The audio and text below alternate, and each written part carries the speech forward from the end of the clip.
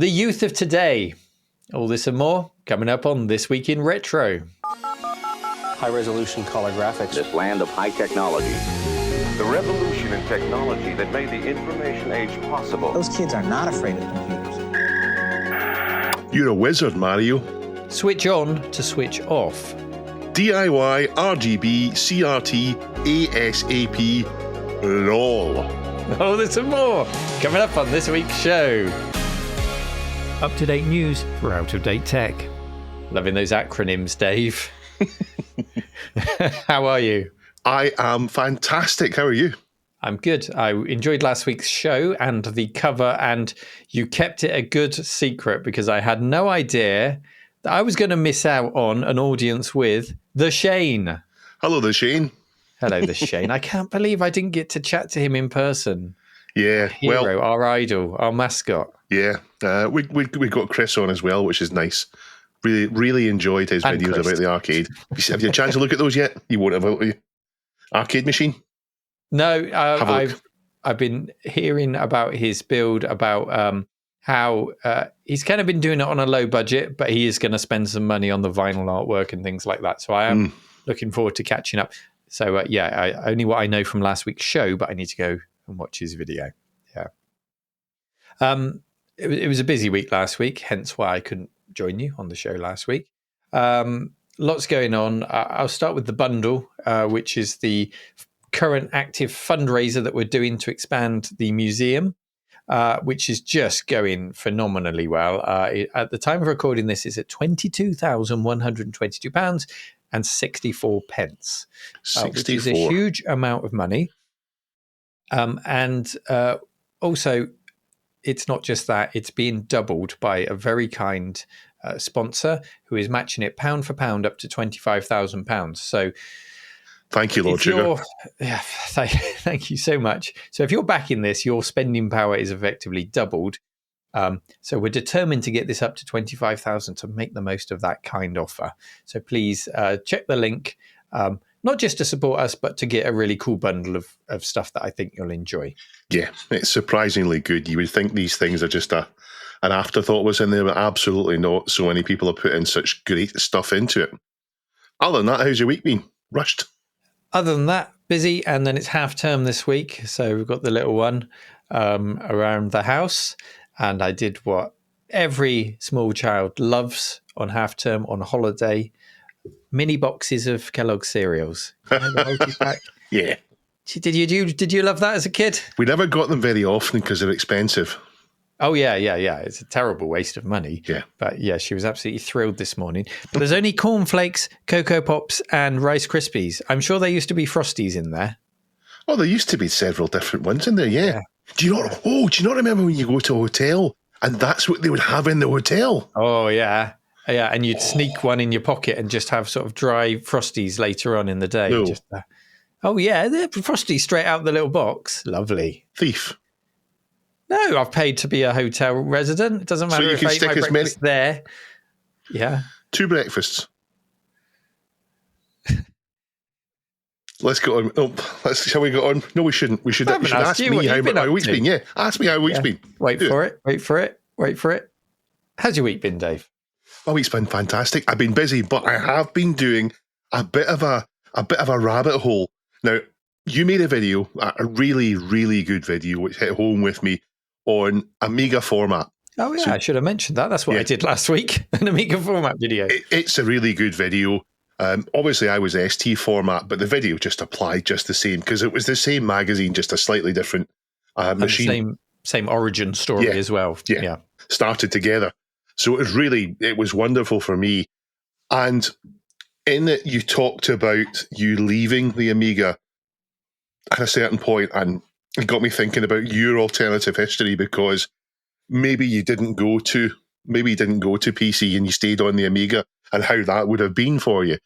But it got me thinking about my alternative history, and in fact yours as well, for the CPC, because I started looking at text adventures that came out for the CPC in the 90s.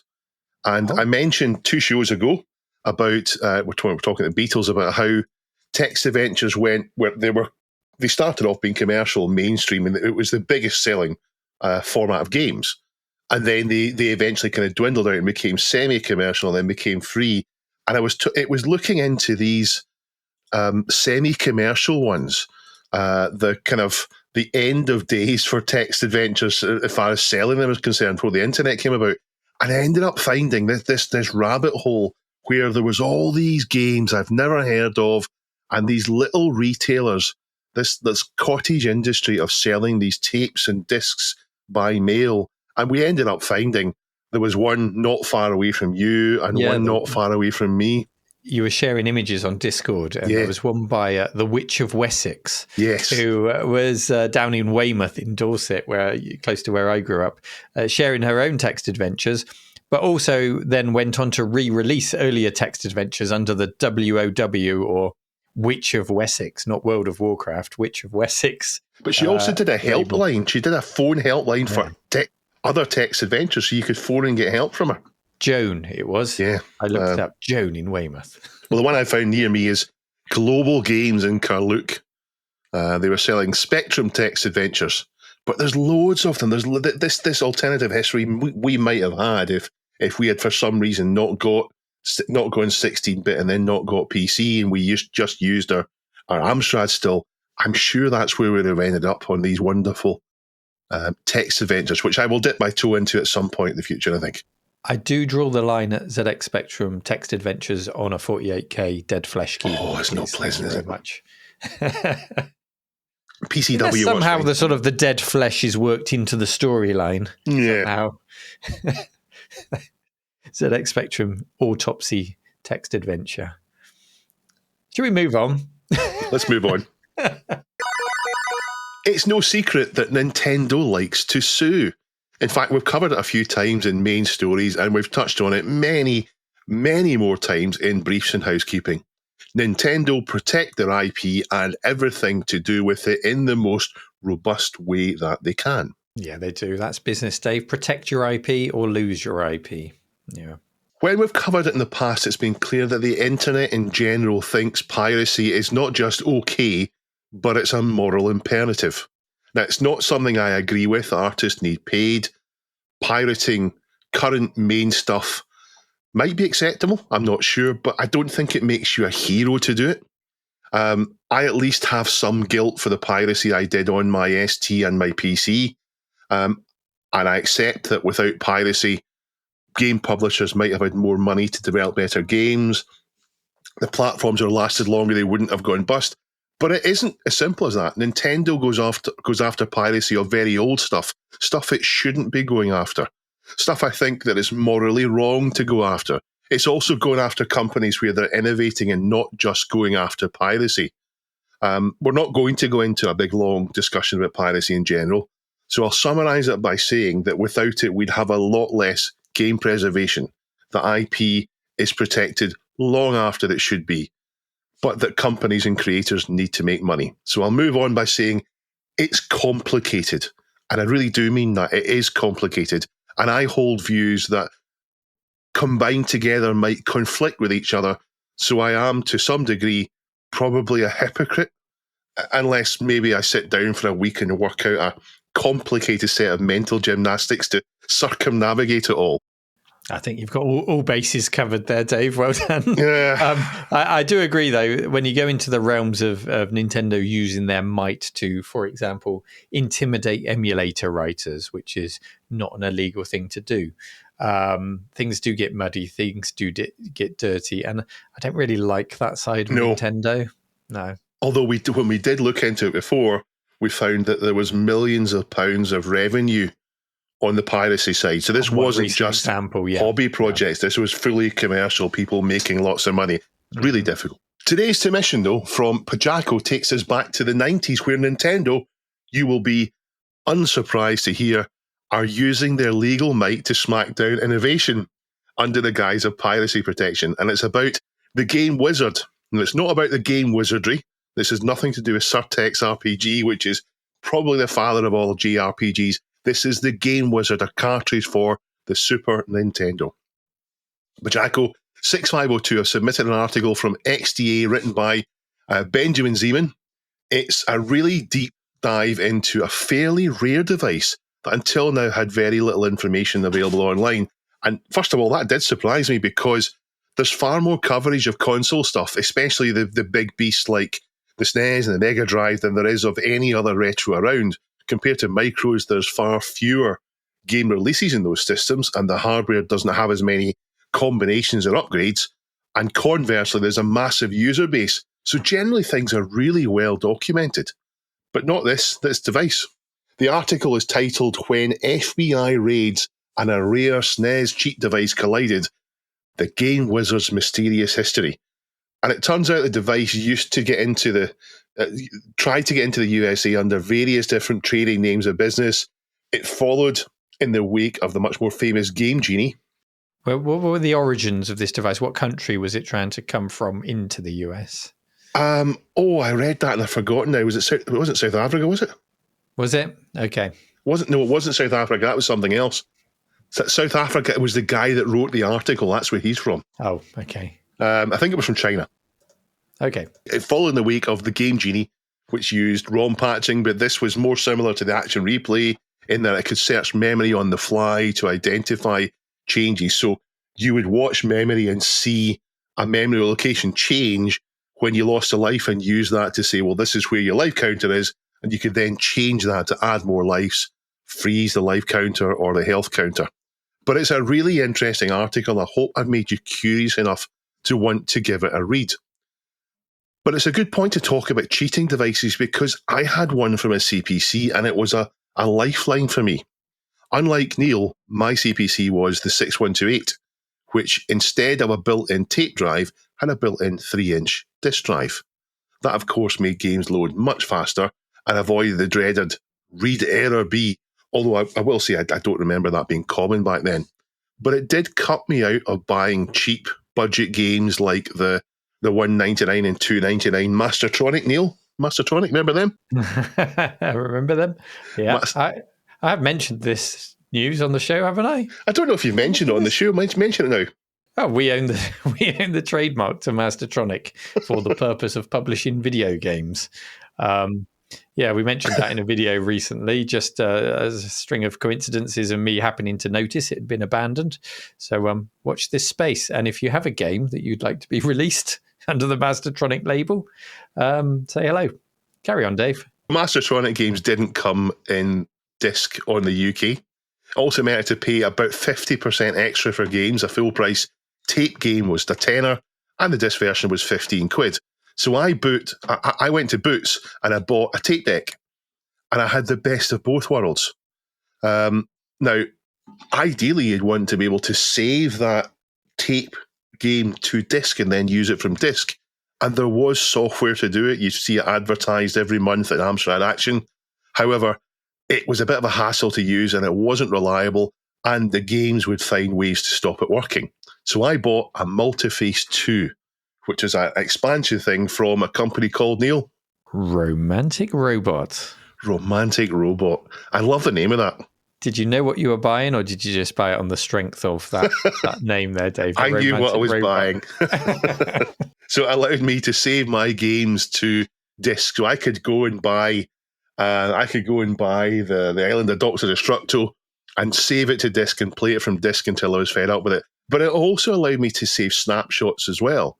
So if I was playing Manic Miner and I got all the way nearly to the end, I could save a snapshot and then come back to it like you can do with modern emulators. I was going to say, you associate that with modern emulators, but It's effectively just a dump of the memory at that point in time, and you can reinsert all of those ones and zeros in the same place later. Yeah.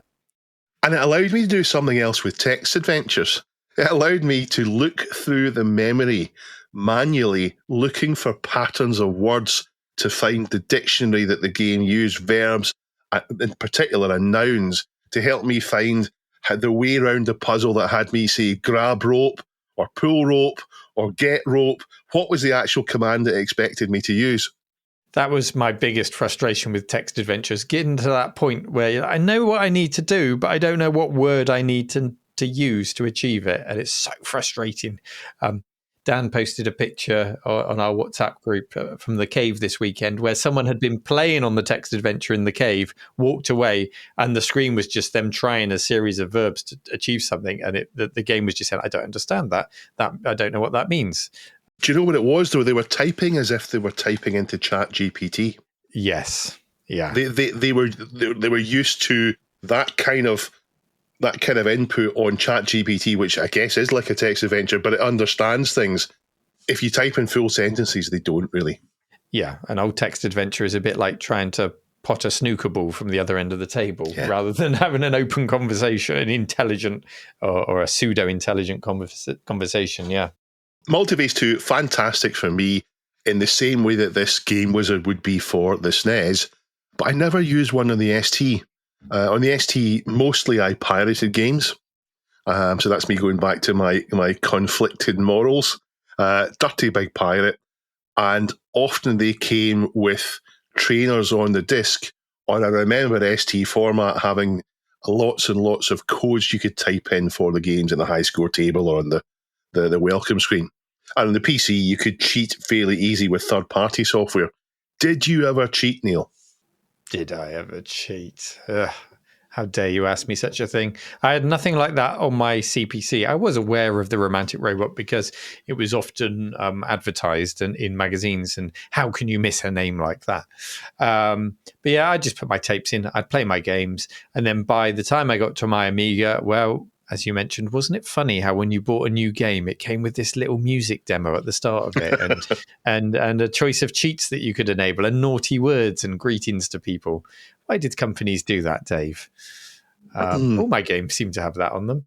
Anyway, action replay on the Amigas and likely the ST as well. It was great because not only like in the same way that you looked up verbs and words in your text adventures, on the Amiga you could rip mods, so mod music files and the samples that those mods called. You could rip them and then you could load them up into Pro Tracker and use them in your own tunes, which was really cool. And more recently, we've seen Hoffman, for example, demonstrating how he uses an action replay on a stream to crack the copy protection in games.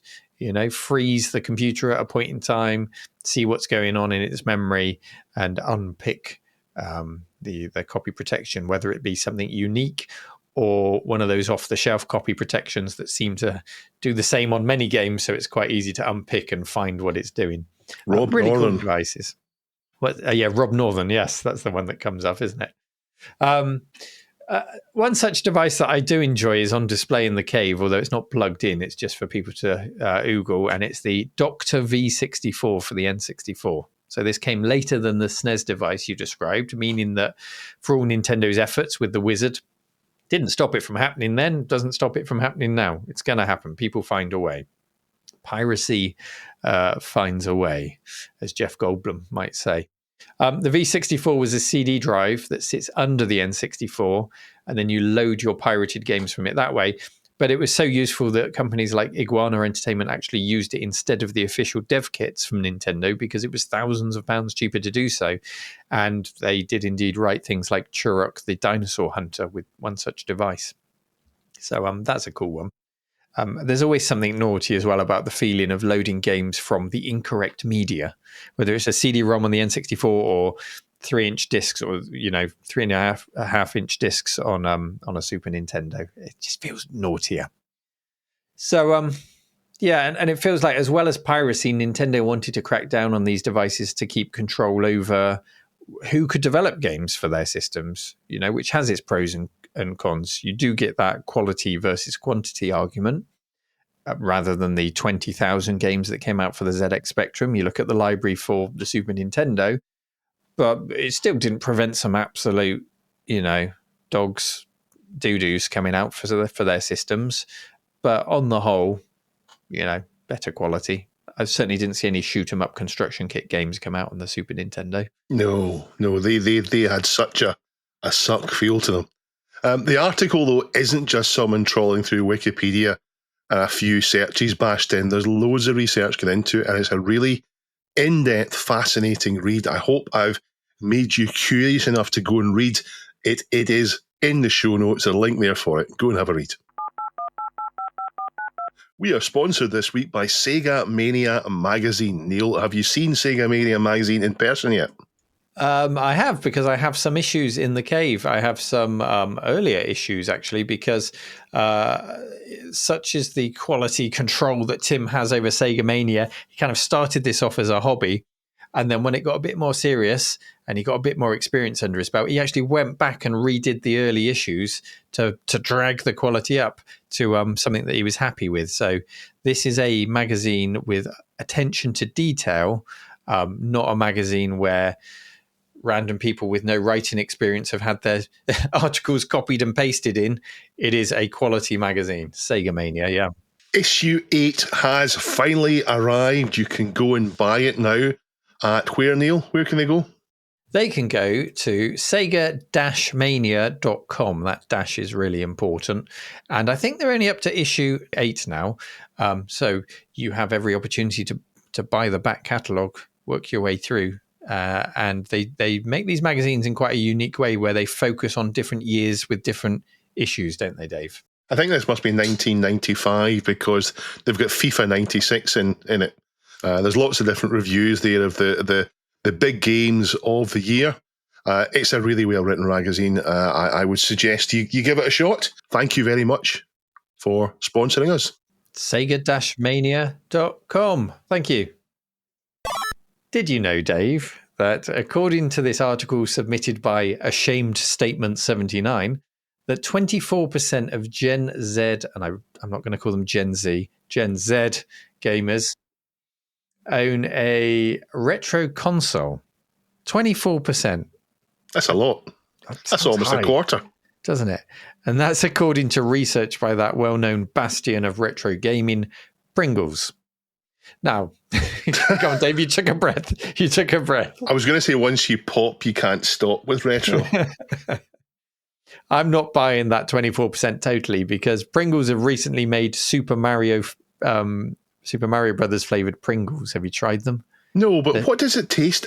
Well, the packet says mystery flavor, and I have tried them myself. I would say they taste of something that a plumber might have pulled out of a sink. It's not a nice flavor at all, and has a very odd aftertaste that goes on and on. But thank you for bringing them in, Dan. It was nice to try them. I don't know how Pringles conducted this survey, but I suspect if you make Super Mario flavored crisps, then the buyers and those that complete the survey are more likely to be retro gamers. But what has been submitted is a Guardian article. And in this article, we see an interview with Luke Malpass of Retro 6. You've probably heard of them. They do console repairs. And he talks about the demand for repairs on vintage consoles, and in particular, Gen Z. So that's people born mid to late 90s and their affinity with Game Boys and consoles in particular, as opposed to PCs, Amigas, and the other micros that us slightly older gamers are into. Well, they were into our consoles as well. We just find, because we used them first time round, they're still accessible to us. But can you imagine sitting at MS-DOS 6.2 on a 486, having never used it before in 2024? You're going to get frustrated quickly. That's where Exodus comes in, and that solves it. And I think there's a lot, when I've looked at Exodus, a lot of people who weren't around the first time round using Exodus and getting fun from it. Yeah. The appeal that they say is quite simple. It's switching a game on and switching everything else off. Turn on a Game Boy and there's no internet, no reminders, no apps fighting for your attention, nothing telling you that your headphones might be too loud. That's all at your own risk. Or that you've been looking at the screen for too long. Blow your eardrums off. Go for Using a Game Boy at your own risk, Neil. Living life on the edge. Yeah. There is no stress, they say. Which is kind of odd, isn't it? To think that what we enjoyed as cutting edge gameplay could, in the modern day, be classed as, I guess, mindfulness, such as the way that we are digitally bombarded every single day by all of our devices. Back then, we might have classed switching off as reading a book for some peace and quiet, but the scale has shifted such that a game of Turrican 2 could be considered good for our mental health in the modern day.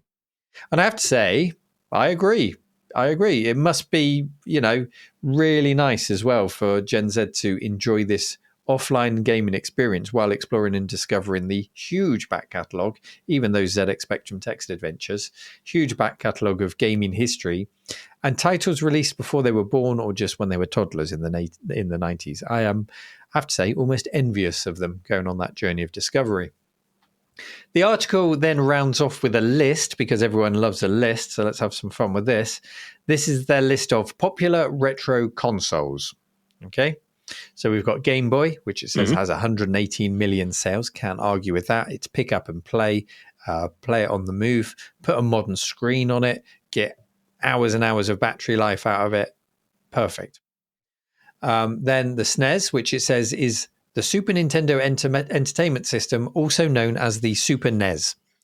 Now, NES. I have to say, Dave, I didn't know anyone who called it the Super NES. It was the SNES or it was the Super Nintendo. Is Super NES an American thing, do you think? Or did it just not catch on in Dorset? I want to start calling it the Super NES now. The Super NES. Super NES. It's not wrong. No. It's not wrong. It's also not right. Called it that around here. Never heard it. No. So I think that's probably just a bit of research on a US article that's been dragged over into The Guardian.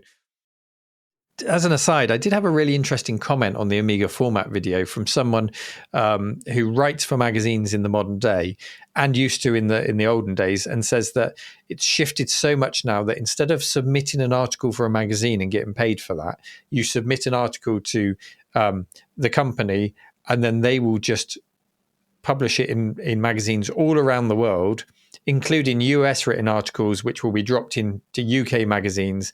And sometimes they'll put the U's back into words like colour. Other times they forget and you get American spelling in UK magazines. So he described it as you do the same amount of work for like an eighth of the pay or something, silly like that in the modern day. Anyway, just an aside there. Next in the list was Microsoft's original Xbox. They call it original Xbox. Fine. You are starting to get into trouble with that one in the modern day. You do need the services of someone like Retro 6 to sort of like the fans and the problems that come with some of these consoles that got quite hot. But our friend Dean has got his original Xbox completely sorted now, and it's got a nice big hard drive. It's got everything sorted. And that device, as he showed me on streams, that device as it is now is an absolute, it's worth its weight in gold. It's got everything just the way you would want to play it. You can launch it, you can play anything you want that was ever on it, and it just works perfectly. Yeah. But it's a lot of work to get that way. Probably with, better seek times, better loading times, everything off a hard drive. Oh, lovely. Yeah. Yes, like that. And then, so there's nothing wrong with those so far. We've got two more on this short list of popular retro consoles. Dave, what do you think is on the list around this off? Maybe the Mega Drive. It's a UK list, so the Mega Drive was really popular here. Also known as in America as the, what was it called in America? Doesn't matter. Mega Drive is the name of it. It was called the Super NES. The Super Master System. Yeah. The UK won't be the PC Engine, so it won't be that. Maybe the original PlayStation, that was such a big deal, or maybe it's the original Atari 2600. That's important. Nope, it's the Game Gear, so another portable. Okay, acceptable. Okay. And the Commodore Amiga. Specifically, it highlights the Amiga 1000. Well, that's nonsense. It's nonsense. That popular gaming console. The Amiga 1000 wasn't for games. And it's certainly not. Oh, right, okay. Yeah, okay. Yeah. So that last part feels like a little bit of lazy wiki searching to bulk out the article. I think, I've run out of things to say. Here's a list. And it's a bit of a wonky list. But the rest of it does create a nice talking point. And it's a reminder that enjoying retro gaming is not the exclusive right of those who enjoyed it first time round. Mm-hmm. Let's not gatekeep. Let's bust those gates wide open and make sure as many people as possible can access it. And that accessibility is the key to unlocking video game history for new generations. Consoles are and always have been far more accessible. Mm-hmm. Blow in a cartridge, slap it in, you're playing your game, no problem. Microcomputers a bit more tricky on the other hand, but there are ways of making those catalogs more accessible. Exodus you mentioned, things like RFID loading on micros, tap a tape on it, tap a tag on it, and away you go. And yes, you can learn the commands to run DOS or whatever, like us oldies, and we can pretend that we're 10 years old again. We're loading from tape on a C64 or a Spectrum. But for anyone who doesn't have that nostalgic link, just get the game loaded. Just get it playing as easily as possible, and I'm all for that. And then enjoy the disconnect. Just you and the machine. It's funny, just thinking about this. I went beyond thinking about games, thinking about this article, and I was thinking, sitting at Windows 95, defragging, playing Minesweeper, reading, just all the ways that we were so disconnected. Or even in the early days when we had a connection, it was dial up, you were watching the clock. It was, you got on, you did what you needed to do, and you got off before it cost you too much money because we were charged by the minute. Computing is so different now, isn't it? So Dave, what do you think? How else can we encourage new generations to enjoy vintage gaming? Or is modern day gaming doing that job for us? Yeah, I don't think we need to do anything else. There's all these projects, loads of them, to make things better for people using retro. And that will open the door further for people to wander in from younger generations to pick up a game and start playing it. I think that will happen by itself. I don't think we need to try and advertise it to people. Modern gaming itself is doing that for us too, though.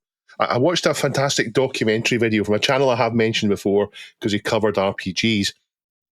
Never Knows Best. I watched it last week, not long before we recorded last week's show, but it didn't come up. I was thinking about it in last week's show. Never covers a lot in this video. He's talking about how modern gaming is in trouble, and the problem he identifies is a rapid expansion of gaming in the 2010s, which has formed a bubble and there's now a correction. There's loads more, though. He properly justifies everything with figures, etc., and data. Another thing he picks up on is that people aren't playing newer games. They're still playing older ones, and it's because the older games are still great to play. And when I say older games, I mean games from 2 years ago, 3 years ago, 5 years ago, 10 years ago. Talks about Baldur's Gate 3, how that's more popular the year after it came out than it was the original year. The video's called Actually Investigating, and then the quotes, gaming is dying. And I can't recommend it enough. It's absolutely fantastic, the video. Yeah, I mean, there's no cost, is there? There's no cost to making a game, and then unless you need expensive online services, but there's no cost to just leaving a game on Steam and then seeing what happens the year after, in the example of Baldur's Gate. Whereas in the past, you do a manufacturing run, doesn't sell, that's the end of that game then. For me, I think modern gaming is rubbish in lots of ways. It doesn't respect my time. Not many people say this. It doesn't respect my time. I don't want to play an RPG which takes me 60 hours to complete. I don't want to play an RPG where I have to ignore almost everything going about to finish at a reasonable time, or I need to play the game long beyond my appetite for it to get anywhere. I don't want to live in this game. And we've got all the nonsense stuff as well. They don't treat you like a customer. Once they've got your money, it's just, right, how can we get more money from you? Games aren't complete either. I mean, Cyberpunk 2077 is well spoken of now, and I haven't played it. And I'm gonna play it sometime once I get my pinball table sorted out. But there's been 3 years of very heavy patching since it was released. I'll give you an example. Going back some years now, a game called H1, I'm going to use the Z, H1Z1, Z1. which is like a zombie survival horror game. Came out on early access, great fun to play. Obviously still needed a lot of work to complete the game, but we accepted that. We'd bought into the early access thinking, okay, let's get to this game being completed. Let's support it. 3 or 4 years into its life, they just gave up on it. They just didn't complete it. They just went off in a different direction, used some of the engine to release it as a battle royale game and shape it around that instead. And that was the end of that. So you've bought something that never actually gets finished. Yeah. That's no respect for the customer. When I play Cyberpunk 2077, it'll be cheaper and I'll get a better experience than anyone else has before me. So, yeah. I mean, even Baldur's Gate 3, there's a big patch coming from that, and that's been a couple of years now. And I've heard that very soon now there's going to be the final patch for Ultimate Ascension, and then we'll be able to actually play that. Sadly not. Retro games, on the other hand, are finished, are complete, and complete. That's just the way they are. You know you're going to get the final version of the game. And, of course, the disconnect. It's peaceful to play a game and not have it try and send you to buy something else instead. Gems, coins, keys, share to your friends, nonsense. There's lots of games, particularly on consoles, like for platform games, for example, that are complete and were not limited by the hardware when they were released. So we talked this week on Discord about Driller, for example, for the Amstrad CPC. The frame rate was terrible in Driller. I mean, frame rate was like maybe 1 per second kind of thing at times. It was a text adventure. It was almost a text adventure. It was a 3D game, and it blew us away when we saw it first. But these days you would go back to it and you couldn't help but being beaten down with this frame rate.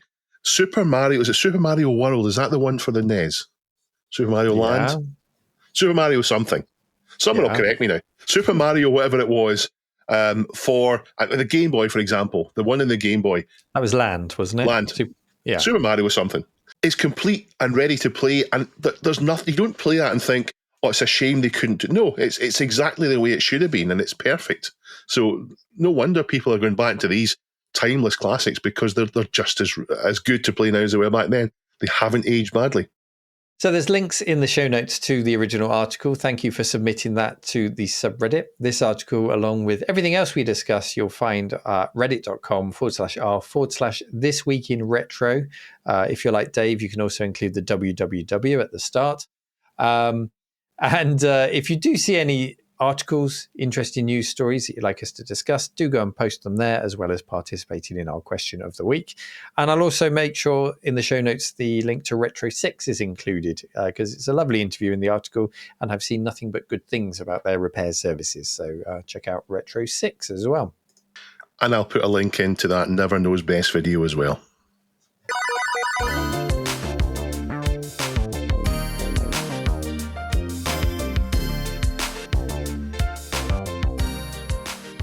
There's been a complaint. Well, not really a complaint. Not another one. Nah. Weeping Scorpion writes in the subreddit, not going to lie, well, he actually said NGL. When Dave opened up Twitter with the words magnetic fields, I was a bit disappointed that the name Jar didn't come up.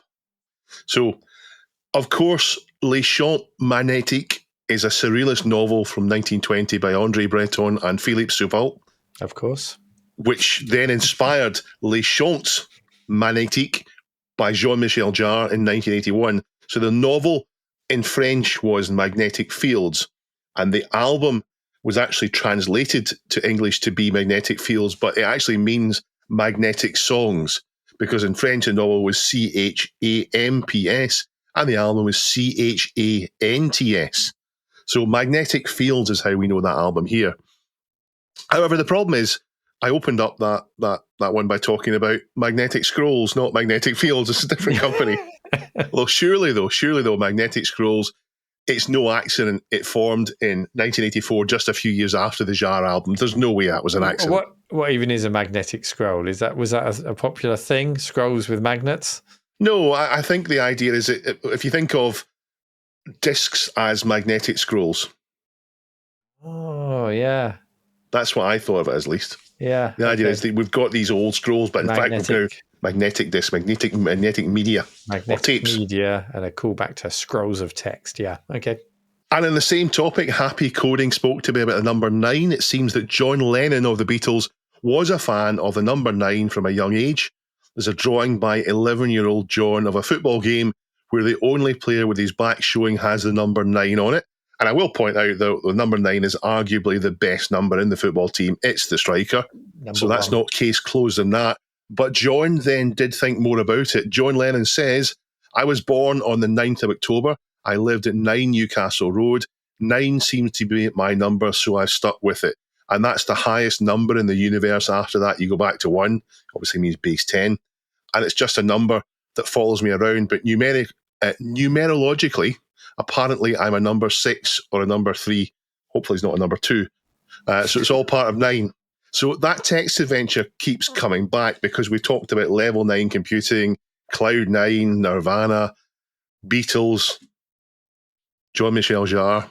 Although Amiga Addict isn't a sponsor, the owner, Jonah, did speak to me about the new issue because Silica Shop get a feature in it, and they did start on the Atari side, and he thought that might be interesting to me. They're an interesting thing to me because they were such a huge deal in the UK because they had the best advert in ST format. I don't know about best, but it was certainly a very distinctive advert up there with Special Reserve in that you couldn't miss it. You couldn't miss the Silica. But it was earlier in the magazine. They'd paid extra to get it earlier in the magazine rather than the end. And they did mail order. But they did their own pack-in collections.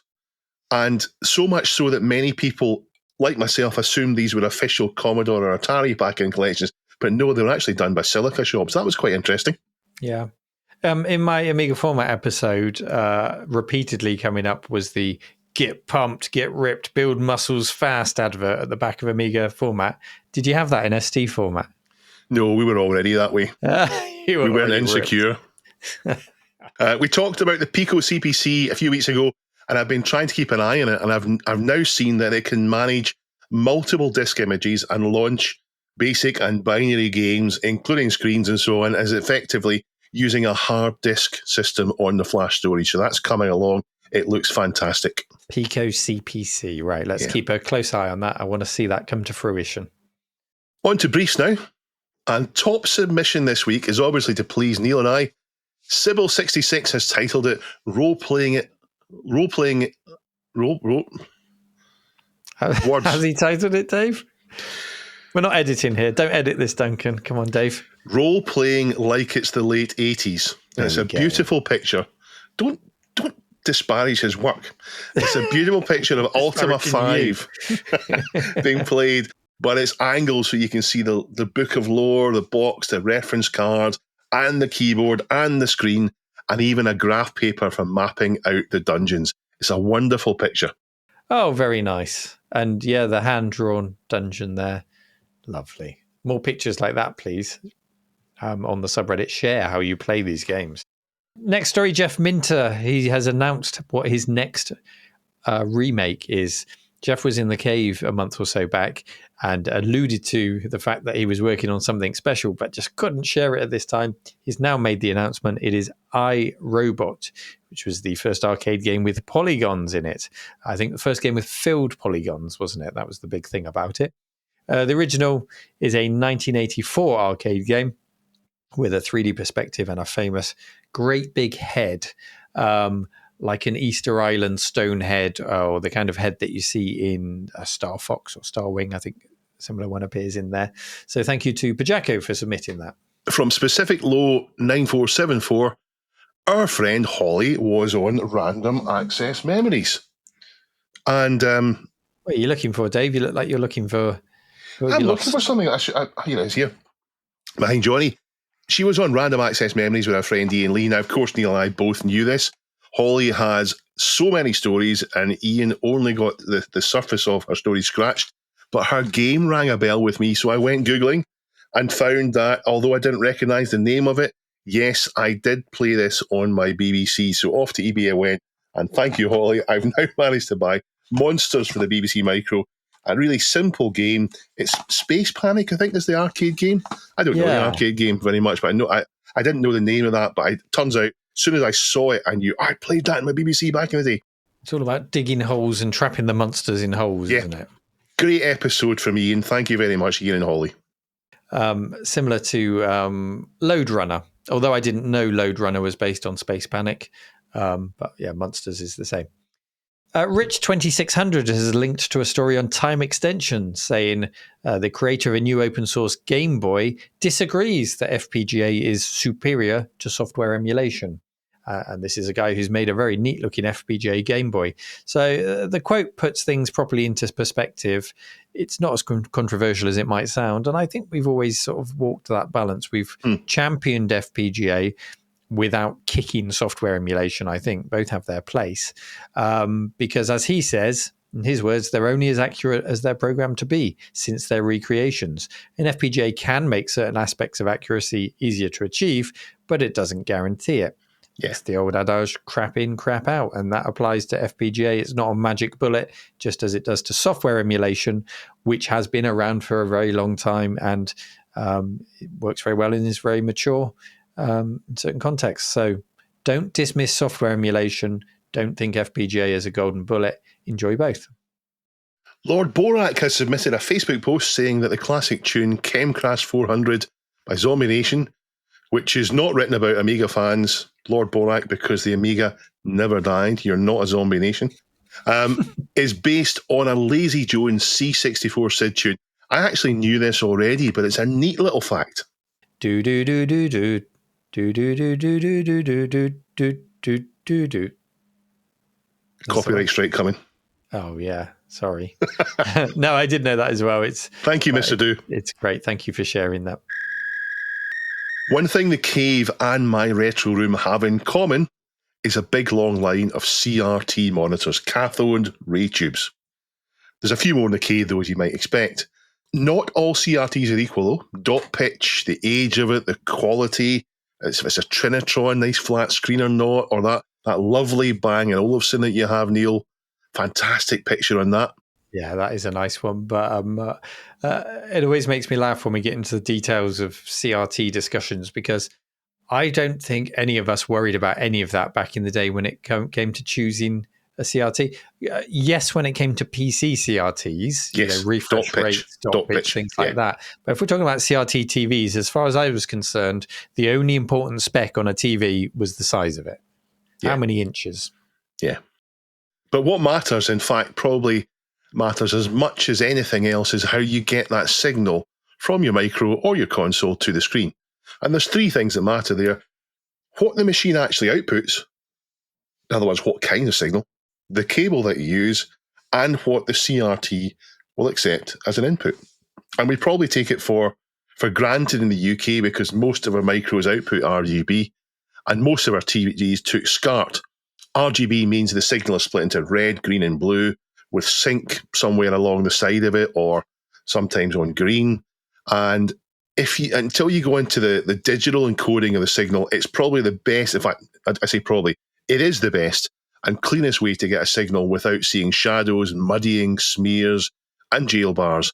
And it's actually as close to how the micro works itself inside as you could hope to get. SCART is those great big, if you're in the US, you don't know, it's those great big metal plugs with loads of pins that are nearly rectangular, with one side having a little angle on it. SCART is designed to carry RGB as well as composite and audio, as well as signals to tell your TV to, for example, come out of standby, or what kind of signal it's carrying. It can also carry SVHS, or as it's more commonly known, S-Video. SCART is called Euroscart, and of course, you've guessed it, that means there's no American SCART over there.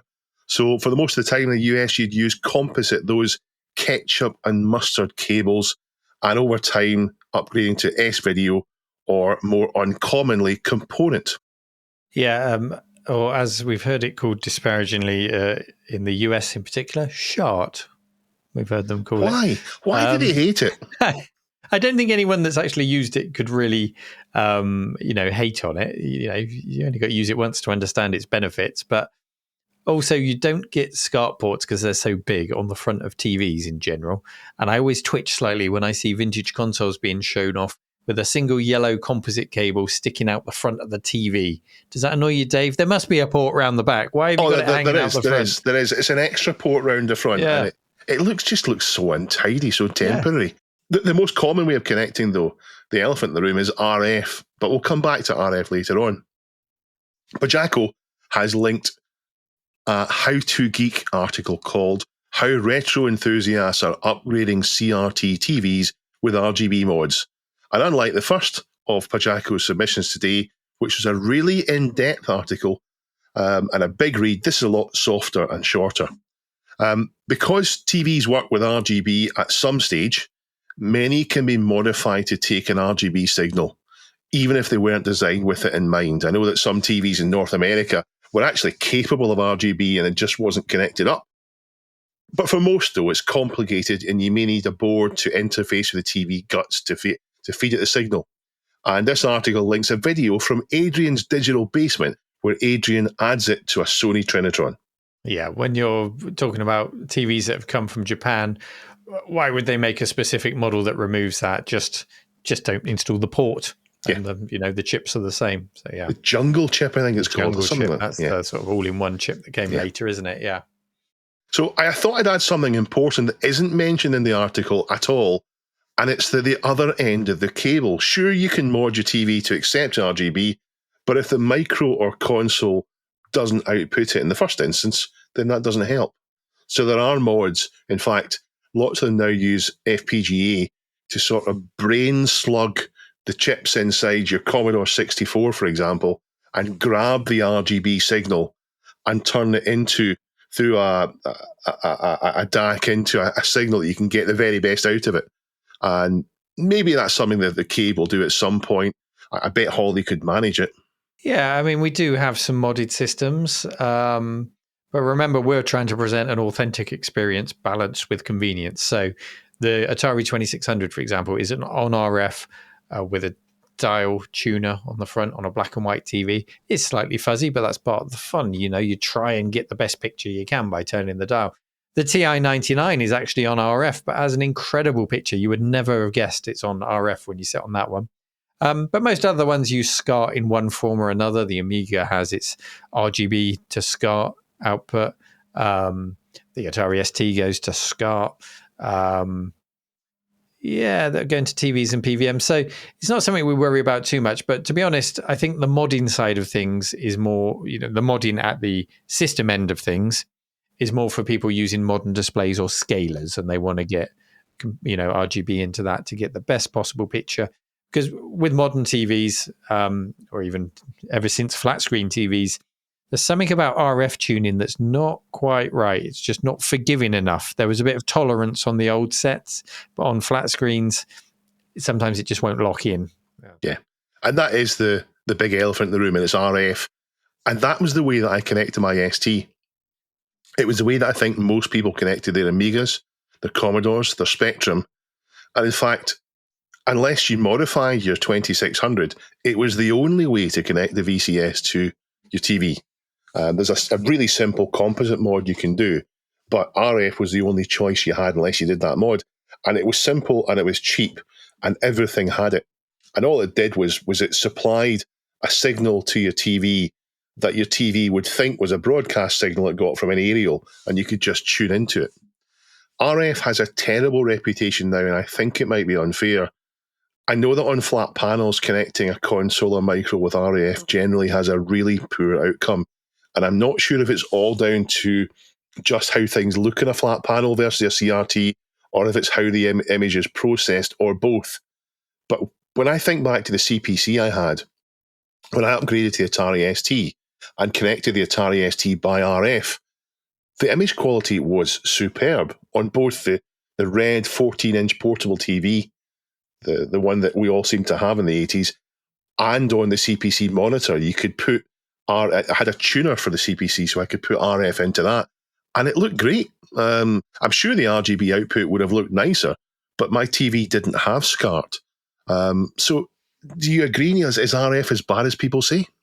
I used RF with my Amiga 500 and my Matsui 14-inch TV, and I had no problem with it back in the day. My TV was small, so the picture was squashed and it was crisp even with RF.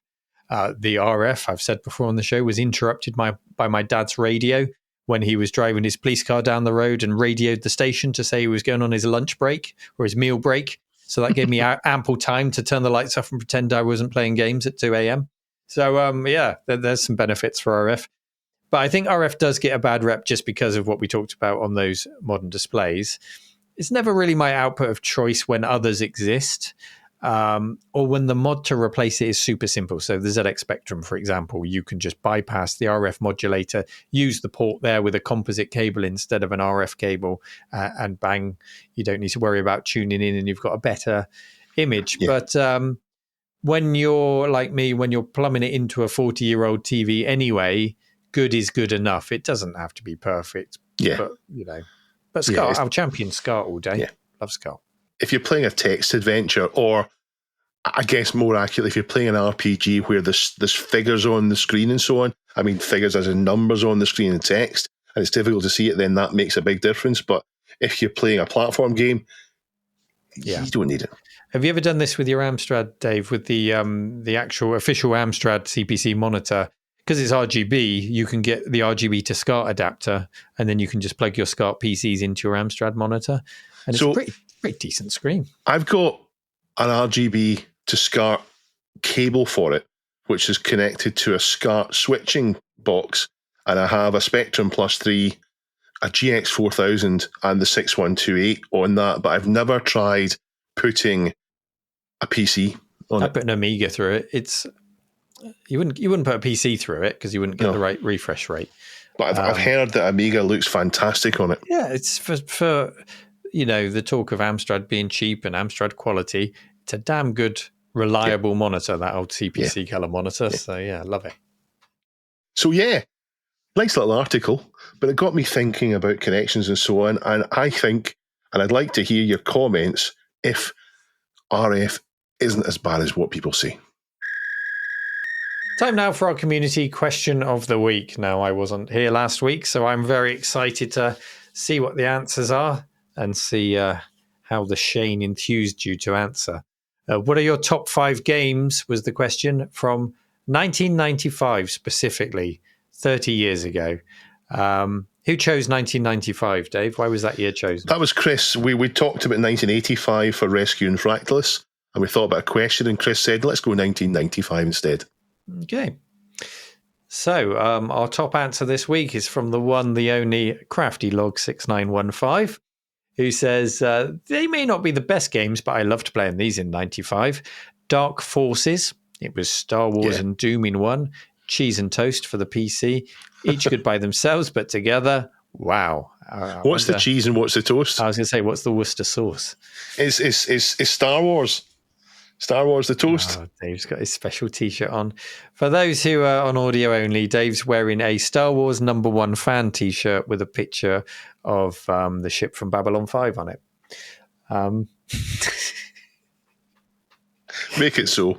It's the Enterprise. I'm not that dumb. And shout out to everyone who enjoyed my Babylon 5 references in the latest video. Why do you hate Babylon 5, Neil? I don't. It's just a joke. Never mess with sci-fi fans, Dave. Laundry will be after you. Crafty Log's second game of 95 is Discworld. I loved Terry Pratchett, loved the humour and the artwork of the game. And his third game, Full Throttle. Nice take on a point-and-click adventure. Fourth game, Destruction Derby, beautifully forgettable and simple. Didn't need to try too hard slamming cars around the tracks. And it says, I was still playing Tekken, so didn't really see the need to buy Tekken 2. I mean, that's a great choice of games, isn't it? Lovely lineup, lots of nice Roger the Kangaroo. Dave, next one. Battle Station. Middle year at uni. I didn't know it, but it would be the last year I was into video games for a while, as they took a backseat to girls, drinking, partying, etc. But I had a lot of fun playing these multiplayer in our share houses and the Computer Lab PCs. Number 1, Command and Conquer. Number 2, Descent. Number 3, Worms. Number 4, Hexen. And number 5, TIE Fighter. He says he didn't play it back in the day. 5 spectacularly good games. Solid games. Worms. Worms. Lord Borak says, Command and Conquer. The year of the first PC, I played Dune 2 on my Amiga, but this was so much slicker. I spent ages on the game and still played it today. I discovered enemies don't recognize sandbags as hostile, so would sandbag my way towards the enemy base. Lord Borak, I think, is choosing Command and Conquer as game 1, 2, 3, 4, and 5, because that's the only game they've listed. But it's a hell of a game. So I'll also read out Ralph Wants It, who's the next answer, says, Valhalla Before the War, part 2 of a great trilogy for Amiga and PC. Simon the Sorcerer 2, point-and-click adventures were on their way out, but this had me hooked. Destruction Derby again, that's been really popular in 95. One of the games that sold the PlayStation. Worms, spent hours playing this with my uni housemates. Worms. And Command and Conquer, number 1, where it all began. So yeah, any other standout for you, Dave, in this? Worms. Parappa the Rapper. Parappa the Rapper, yeah. Crack the egg into the bowl. Sega Rally, Panzer Dragoon. I guess the Triad. This was the year of the Sega Saturn, wasn't it? Chronic the Badger on the C64. Is that a 1995 game? The Badger. Chronic the Badger. Shout out to Richard Shears for choosing Flight Unlimited. Bit of flight sim representation there. Command and Conquer again. Pinball Illusions. I played a lot of that. Colonization. Slipstream 5000. That was like a slightly shonky version of Wipeout, wasn't it? Chronic the Badger says 1997 when I Google it from Black Eagle. So that's disqualified. Chronic the Badger, what a great name for a game. Thank you for your answers. Yeah, I'm just scrolling through reading them now when I should be doing the show, but there's lots of great answers. So go and check them out on the subreddit.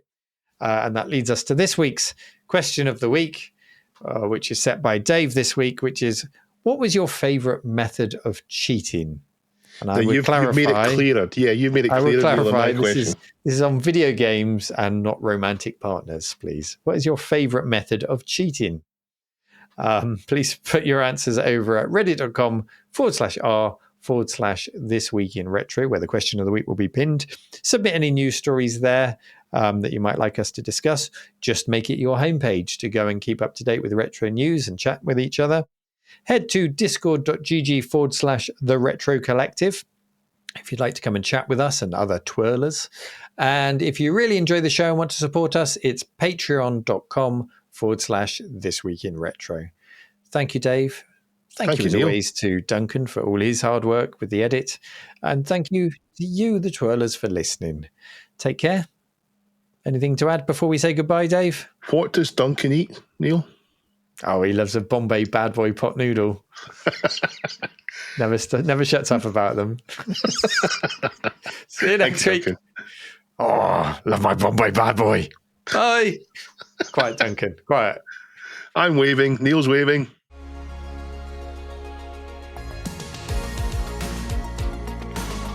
This Week in Retro was presented by Neil from the Retro Collective and Dave. It was produced by me, Duncan Styles. The podcast version of the show is available through your favourite podcaster, including Apple Podcast and Spotify. And the video version is available on the This Week in Retro YouTube channel.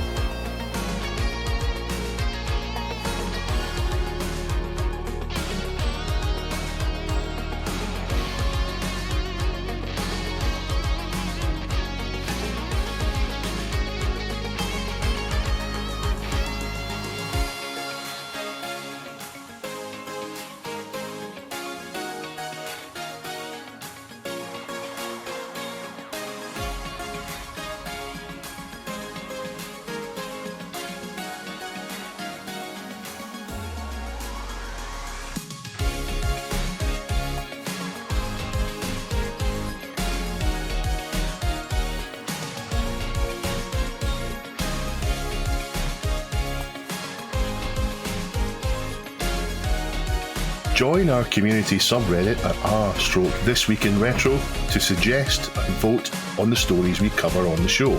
If you watch This Week in Retro on YouTube, please give us a like and subscribe to help us reach new viewers. If you enjoy our show and would like to support it, then please check out the link to our Patreon page in the show notes or description. Thank you for listening, and we'll see you next time for more up-to-date news for out-of-date tech.